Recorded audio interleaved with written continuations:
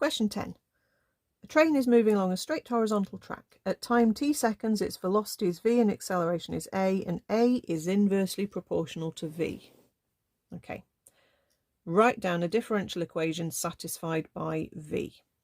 So we've got acceleration is proportional to the inverse, like that. A is inversely proportional to v.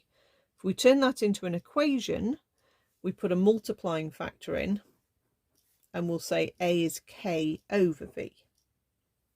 Okay. Now we actually can work out k before we do the actual solving of the differential equations, because when you look at the information, it says when t is 1, v is 5, and a is 1.8. So that's basically saying when v is 5, a is 1.8, which means we can sub those in here. So if we sub in v equals 5, a equals 1.8. So this is unusual that we can work the k out before we get on with the solving of this differential equation. And you might not spot that, okay? You might have to come back to this and realise afterwards that you could do that. That means you can work out k as 9 straight away. So our differential equation, actually, I think they maybe were looking for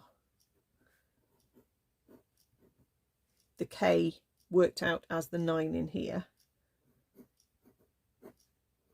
But the acceleration you certainly turn into the rate of change of velocity compared to time. So our differential equation we can get to is dv by dt is 9 over v. Okay. I think you would have been okay keeping that as a k if you hadn't spotted that. But it might have then made the second bit of the part A a bit more tricky. So for the part 2, we need to separate the variables up. So remember that you bring the dt up off the bottom and times it up onto this side. You then look and think, do I need to move anything from this side? I've got a v there, that's on the wrong side, so the v has got to move up here.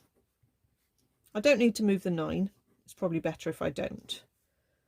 As soon as you separate your variables up, put your integration symbols in, and then make sure it's ready to integrate, which that is, and then follow your normal integration rules. So we actually get v squared over 2 equals 9t plus constant, or kt if you've still got a k in there. Okay.